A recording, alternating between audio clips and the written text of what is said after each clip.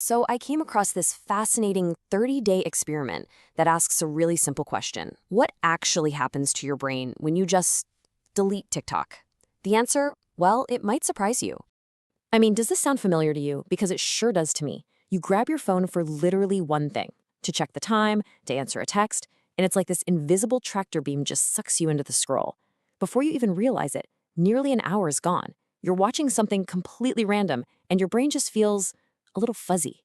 This exact feeling is what kicked this whole thing off. And that's really the heart of it. It wasn't just about losing time. No, it was this deeper, nagging feeling that something fundamental had shifted. You know, that the ability to just focus, to think clearly, was damaged. This feeling of being broken was the real reason for the whole experiment. Okay, so let's get into it. What does a broken brain actually feel like day to day? This first part really breaks down the symptoms that were popping up before this whole digital reset. And it's never just one thing, right? It's this whole domino effect. Your attention span is just cooked, so then you can't focus on anything for more than like 10 minutes. That makes any real work like studying or reading feel almost physically painful. And when you can't get stuff done, your motivation just tanks, leaving you in this constant low-grade brain fog. It's a really nasty cycle, and it's tough to break out of.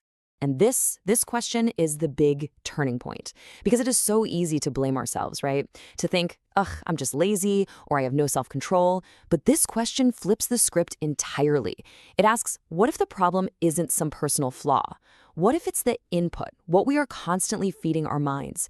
This is the idea that launched the whole 30-day challenge. All right, so the app is gone. What happens now? Well, that first week was, let's just say, uncomfortable. It was basically a week of pure withdrawal. And this part is kind of wild. The habit was so deeply wired that the body was moving before the brain even caught up. You know, unlocking the phone, swiping to that empty spot where the app used to be, it was all pure muscle memory. It just goes to show you how deep these digital habits are buried. They're running on autopilot. That first week was just full of these little ghost movements, reaching for something that just wasn't there anymore. And all that discomfort, it totally pulled back the curtain on what the app was really being used for. It wasn't just about being entertained, it was an escape hatch. The second a task got a little hard or an uncomfortable thought popped up, or even just a moment of boredom hit, the instinct was to pull that hatch and just escape into the endless scroll. When that escape route was suddenly gone, there was no choice but to sit with the discomfort. So this leads us to the absolute core of this whole thing.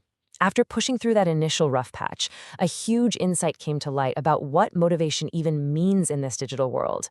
This is the single most important takeaway, right here. It's a total paradigm shift. The problem wasn't that motivation was destroyed or that it disappeared. No, it was that the brain's entire reward system had been hijacked and pointed toward something way, way easier. I mean, when you see it laid out like this, it just makes perfect sense, doesn't it? Your brain is basically an efficiency machine. It's always going to lean toward the path of least resistance to get a reward. On one side, you've got the hard thing, writing an essay. The reward is way off in the distance, and it takes a ton of effort.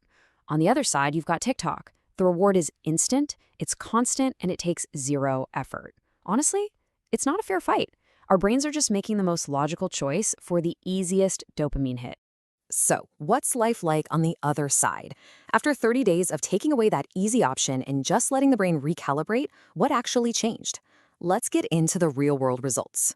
And the changes were pretty profound. Focus actually came back. It was possible to sit down and finish things again. That low-level background anxiety started to fade. And this one is the one that really gets me. Time felt slower in a good way. The days felt fuller because they weren't being eaten up in these invisible 45-minute chunks. And all of that led to feeling more present, more engaged in actual conversations with people. This is probably the best way to think about it. This isn't about saying the app is evil. The real problem is the unlimited all-you-can-eat access. It's just like junk food. A little bit here and there, totally fine. Enjoy it. But when it becomes the main thing in your mental diet, day in and day out, you are absolutely going to feel the effects. It's all about the dose. Okay, so maybe some of this is hitting a little too close to home. If you're feeling curious, this last section has a super simple way you can try your own little digital reset. And look, you don't have to commit to a whole 30 days. Step 1, just try a week, 7 days. The real key, though, is step 2. You have to have a replacement ready. That moment you get the twitchy thumb, that urge to scroll, break the pattern. Do something physical. Stand up, drink a glass of water, put on your favorite song. And then step 3 is the easiest of all. Just notice. No pressure, no judgment. Just pay attention to what happens to your mind when you give it a little breathing room. And this is maybe the most important thing to hear. If you walk away with just one thing from all of this, let it be this right here. That feeling of having no focus or no motivation, it is not a moral failing. You're not lazy, you're not broken. It's a completely normal biological reaction to a totally abnormal environment. Your brain is just overstimulated. And that is the big, hopeful takeaway here. Your focus, your clarity, your drive, it isn't gone for good. It's just buried under all the noise. When you intentionally give your brain a little space, a little quiet, it actually remembers how to get back to work. It knows what to do. The only question left is, what kind of clarity is waiting for you in that space?